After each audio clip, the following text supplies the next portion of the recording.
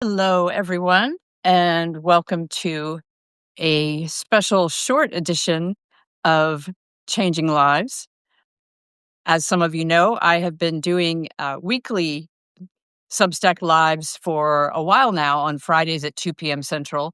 But the last few weeks, due to a combination of circumstances of guests being unable to join me at the last minute and the holidays approaching, I haven't done one in a while. And at first, when I found out that this week's guest would have to reschedule, I was going to go another week without doing them, but I missed them. And I thought, well, we'll see who joins in the chat and maybe we can have a conversation anyway.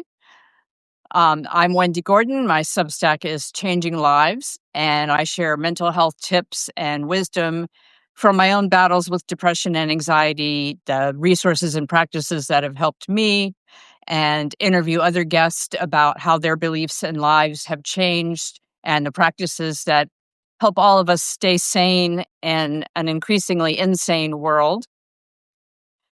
And I titled today's live Hope for the Holidays because over the last few weeks, I have been creating an ebook that is going to be my gift to my subscribers, free or paid. That is a 20-page PDF that's printable that shares some general coping strategies, some journal prompts, some inspirational quotes, just to help all of us feel a little bit more hopeful. Right now, this holiday season, due to world events and economic uncertainties and all of the other factors that can make any holiday season difficult for some folks, grieving deaths of loved ones or family relationships that are estranged, um, not being able to be with family when you'd like to be. Um, Not being able to afford the gifts you'd like to give, the pressures to, pretend to be happy and festive and attend extra events you might really prefer not to. All kinds of reasons can make the holidays less than merry, and in fact, the opposite of that. And sometimes we can make things worse by heaping shame on ourselves and telling ourselves that we ought to be more grateful and we ought to be as happy as other people are. And we see all of the social media feeds filled with posts about how happy the holidays are, and we get the Christmas letters about how wonderful the year was and all the accomplishments. And it can for some of us add to feelings of inadequacy, and just shame that we're not in a celebratory mood or that our year wasn't what we hoped it would be. And I just think it's extra important these days for us to just come together and name the realities that have made this year difficult for us, and also name our joyful moments, the things that we are proud of. For some of us, just surviving is something to be proud of. Others of us are starting to grow our businesses and see exciting things happen. Um, but wherever you're at, I think just being honest about that, first with ourselves and then with whomever we choose to. If you've read my Substack, you know that I pretty much choose to be honest with the whole world. Whoever stumbles across my work online can read all about my mental health challenges in recent years and how I have recovered from them. And of course, recovery is an ongoing journey. So no one's ever fully recovered or enlightened, in my opinion.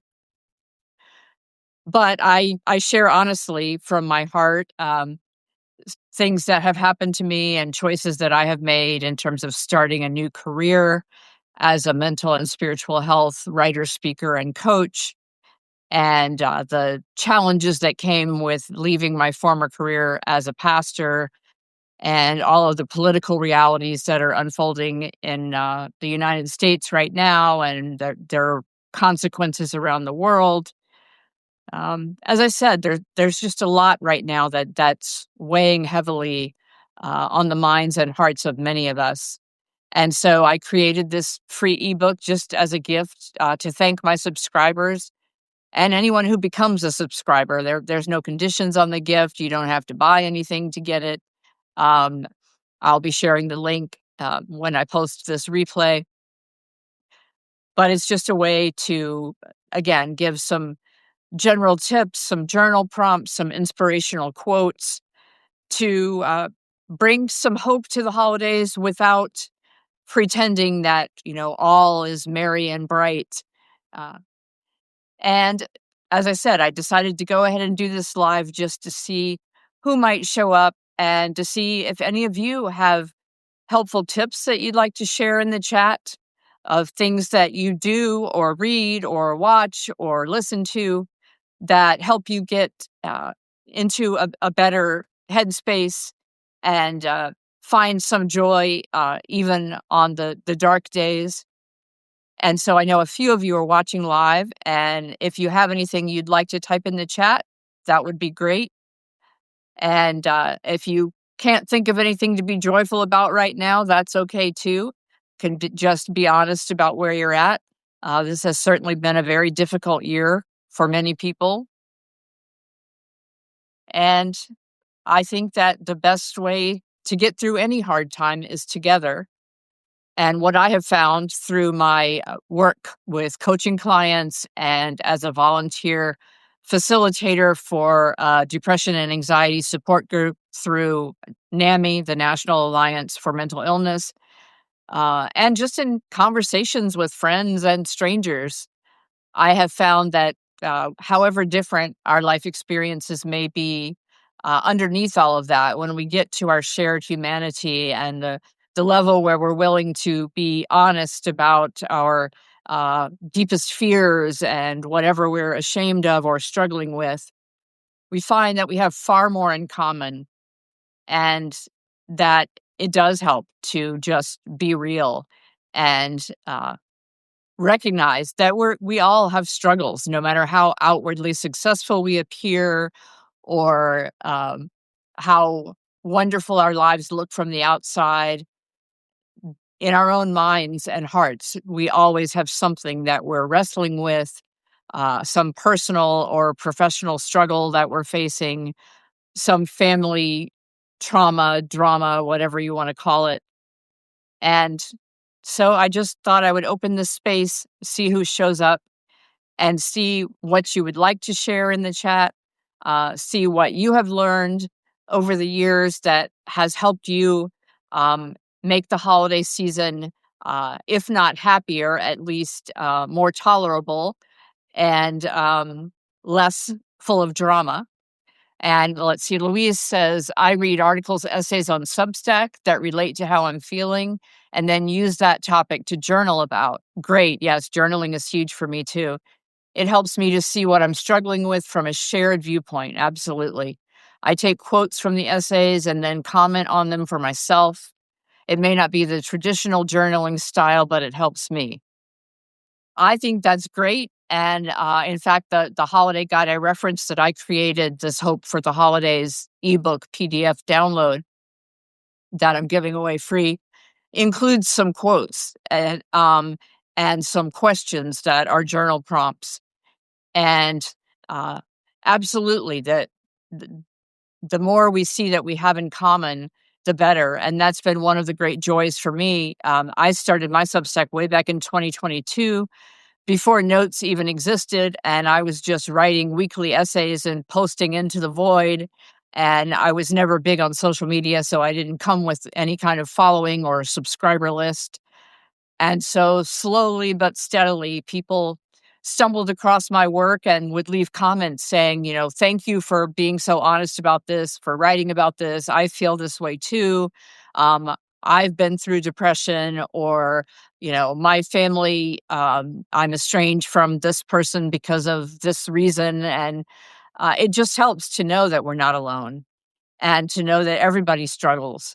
And a lot of our struggles, underneath them, are the same core underlying beliefs or fears about not being enough or being too much for those of us that are highly sensitive.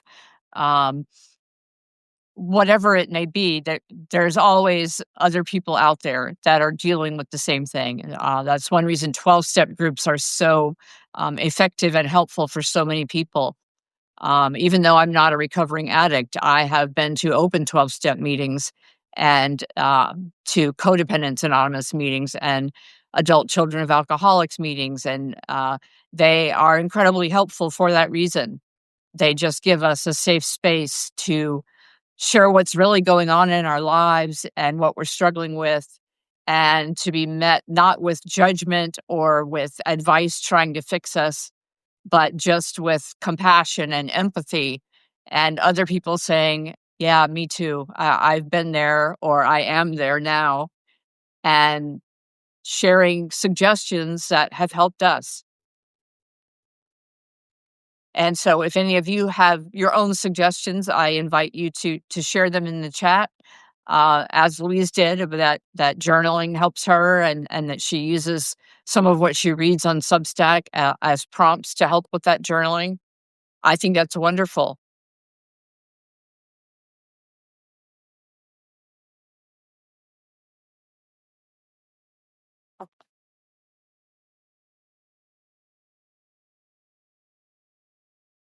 And I'll just pause for a minute here, see if anybody else wants to type something in the chat.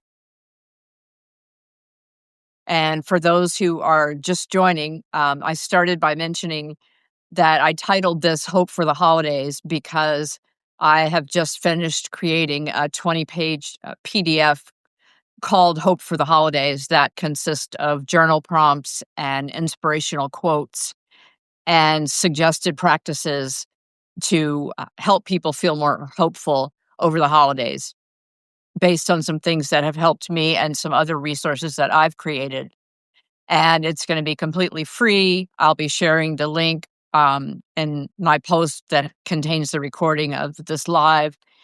And no gimmicks, no purchase necessary to get it free. It's just my gift. So many people in the Substack community give generously of their knowledge and resources, and this is kind of my way of giving a holiday gift to the entire community and anyone outside of Substack who wants it. It will just be posted, and anyone can go to the link and download it.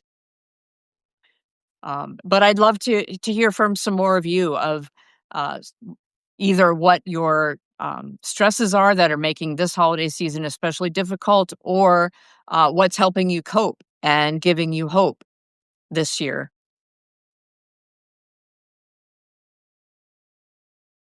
One thing that's kind of a combination of giving me hope and making the holidays harder um, are the things that are happening in my country right now politically.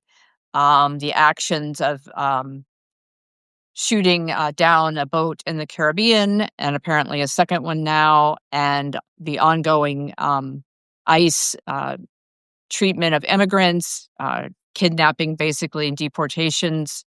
But I don't want to say the upside because it's horrible and I wish it wasn't happening, but it is encouraging. It gives me hope that there's so much shared outrage about those actions, and that every time there is a mass protest, more and more people are showing up to those protests.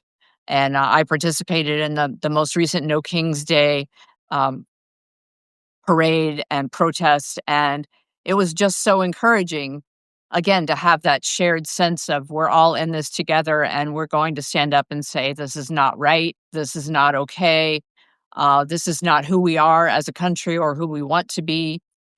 And so, as horrible as it is, I try to think of it as comparable to how an addict often has to hit absolute rock bottom before they are desperate enough and willing to get the hope they need to treat the addiction and to try to stop using.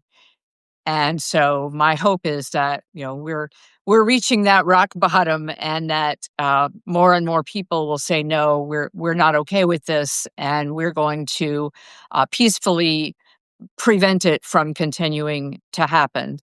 Um, we have a history of doing that in this country and around the world. There are plenty of inspirational examples of people who practice nonviolent civil disobedience and otherwise condemned actions that were clearly immoral, if not illegal. And so, like I said, that's both one of my biggest stresses and one of my sources of hope is to see what's happening, but then to also see how people are responding to it.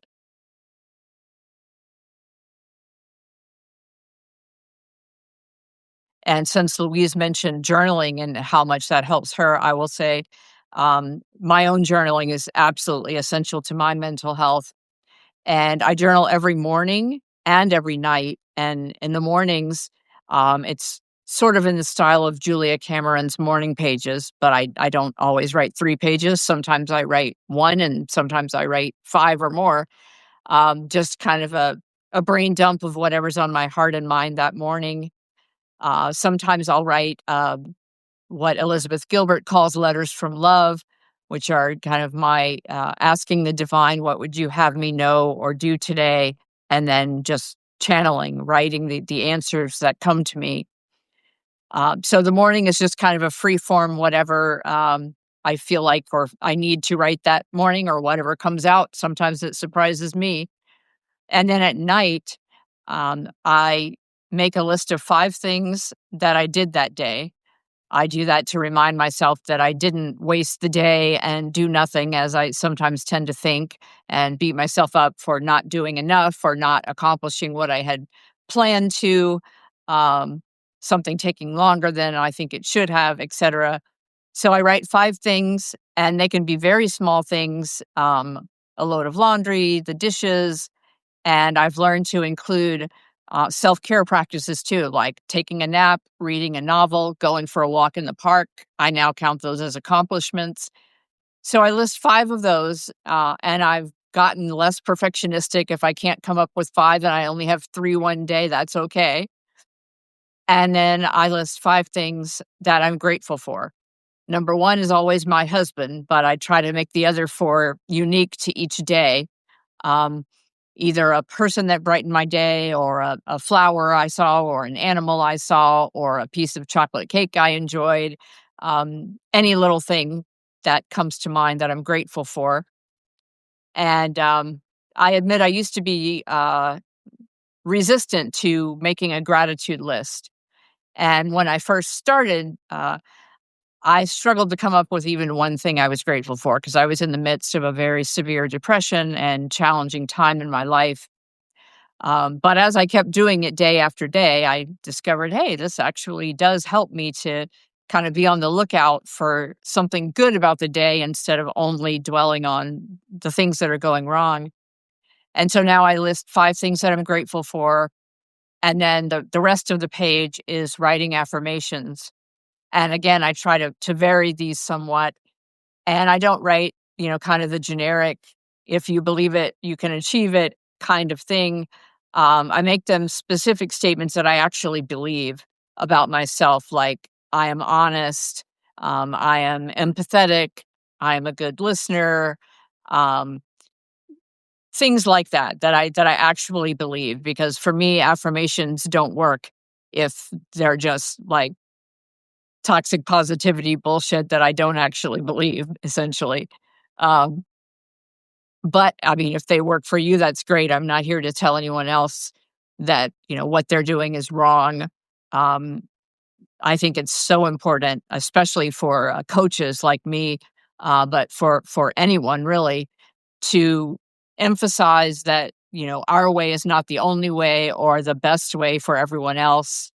As a former pastor, that's especially important to me because my religion, unfortunately, sometimes is presented as the only valid one and the one that every human must adopt in order to be saved or acceptable to God or whatever. And I don't believe that, never did. And I also don't believe that, whether it's journaling or tapping or listening to music, whatever helps me, and all 3 of those do, um, may not help somebody else. It's a trial and error kind of thing. Um, for me, I have not had much success with meditating. I have ADHD, and my mind is always racing 1,000 miles a minute and thinking of multiple different things. And the whole idea of just, yes, you notice the thought and you let it float on by and you don't go with it and you return to your center. That's rarely possible for me. And when it is, it's definitely not for more than a minute or two. So I tend to meditate as I'm walking. The walk is the meditation, the pausing to watch the great blue heron or admire the sunset is how I calm my nerves. Uh, but I am curious, to hear what works for others. Louise shared that journaling helps her. I'm curious how many others find journaling helpful, or if you um, are an artist and you draw instead or write poetry, whatever it might be.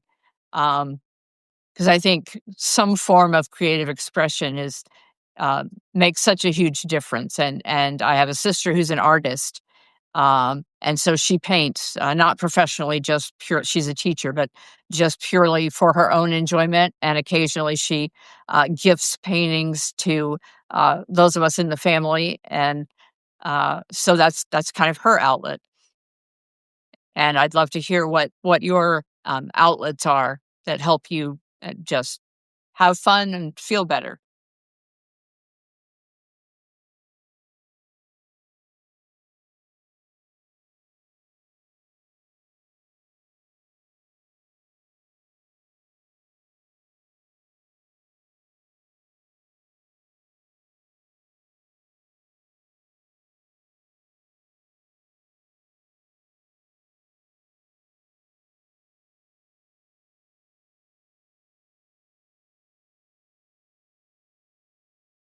And I'm just pausing for a minute here to see if anybody's typing anything in the chat. We do have uh, some people here live. I'm hoping some of you will be inspired to uh, share something that's giving you hope this holiday season, whatever it may be.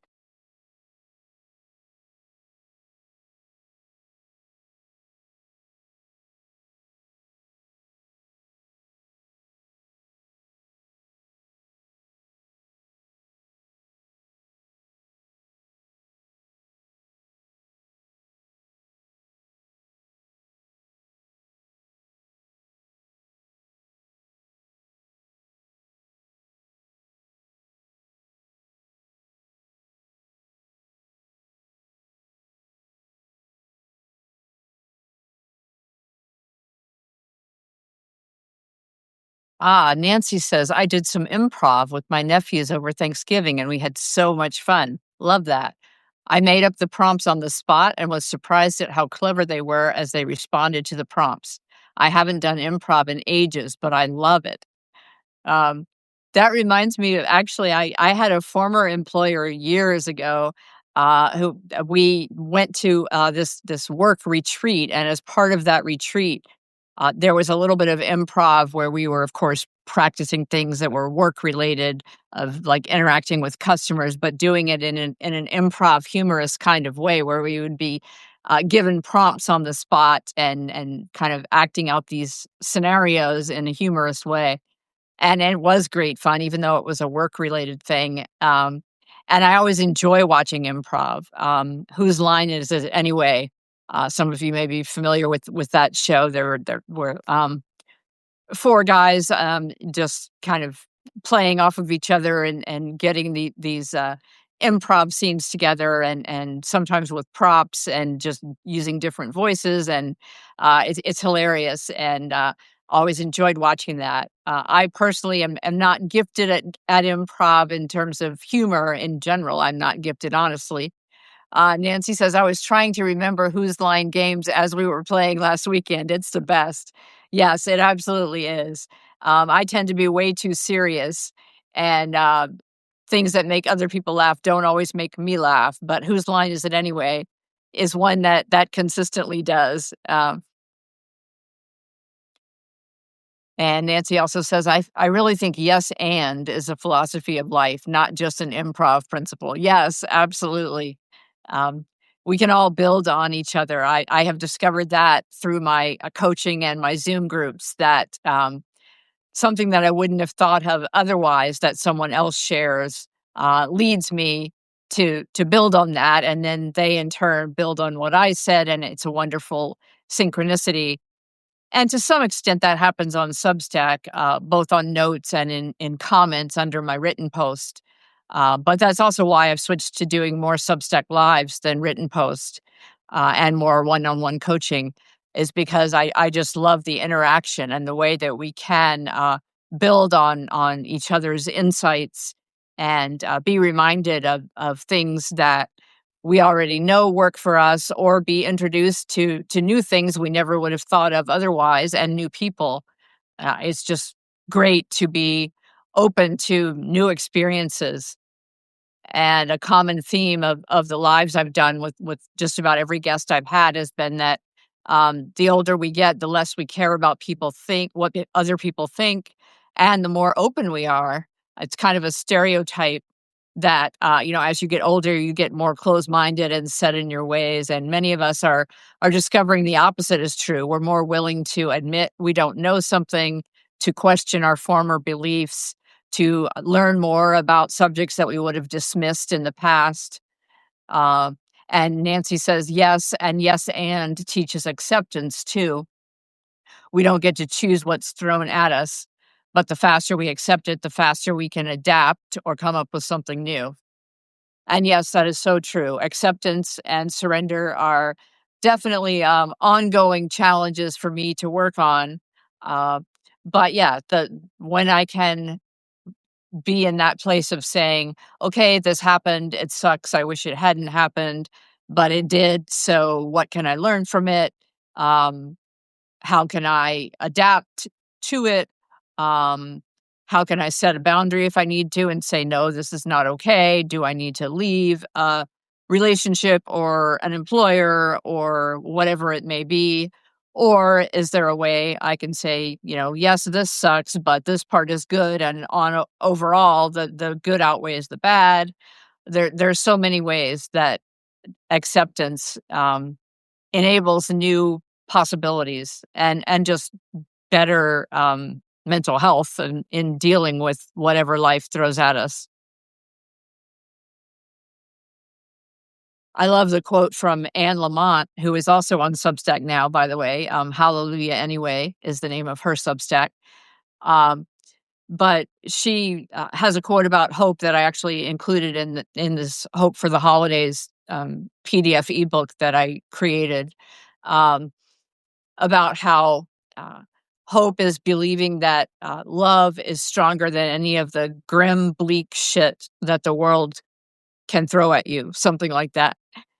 Um, and I think that's so true. That when we can not just love each other, but if not love, at least accept whatever is happening, that grim, bleak shit, then we can find ways around it, or find ways to get through it, and just deal with it, and make the best of it.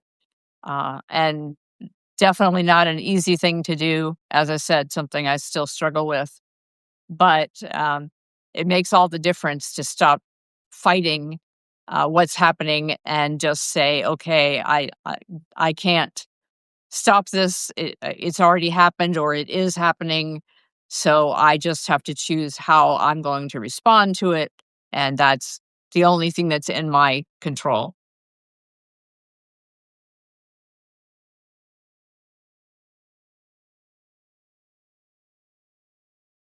And I'll pause and give anyone else who would like to chime in here a chance to share your wisdom or your coping strategies.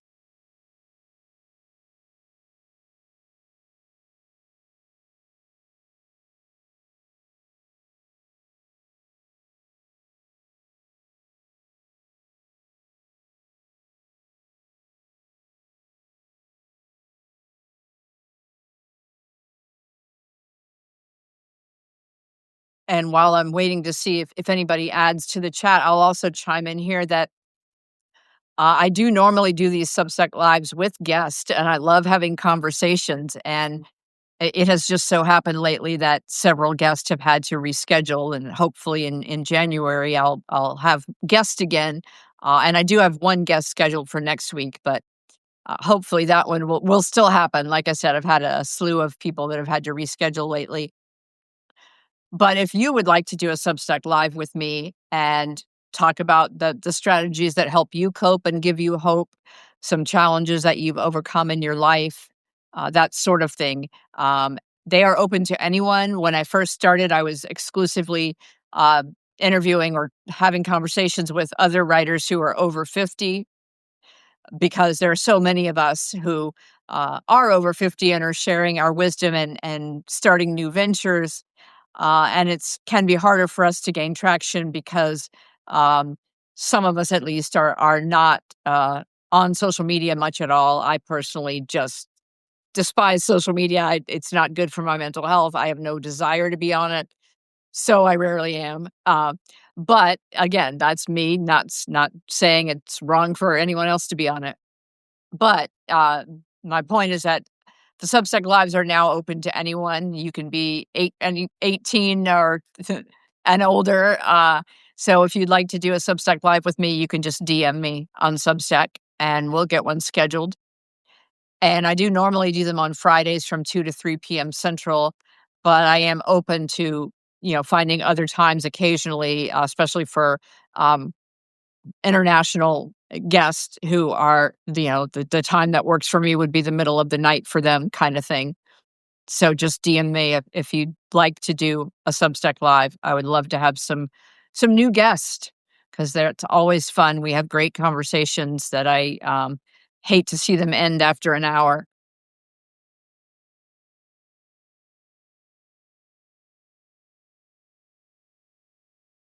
And I will wait a couple of more minutes here to see if anybody else change. Oh, great. Louise says, "Thank you, Wendy. I have to go, but this was great."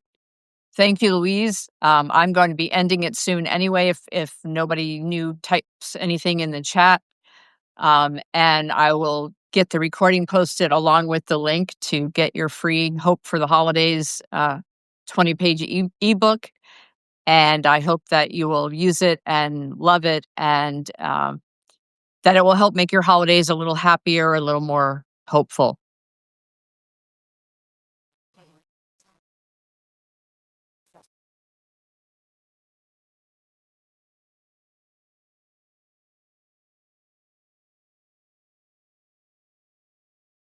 And with that said, not seeing any new chat messages appearing, I'm going to wrap this up, and I'm going to post the recording of this soon. Thank you to all who shared your wisdom in the chat.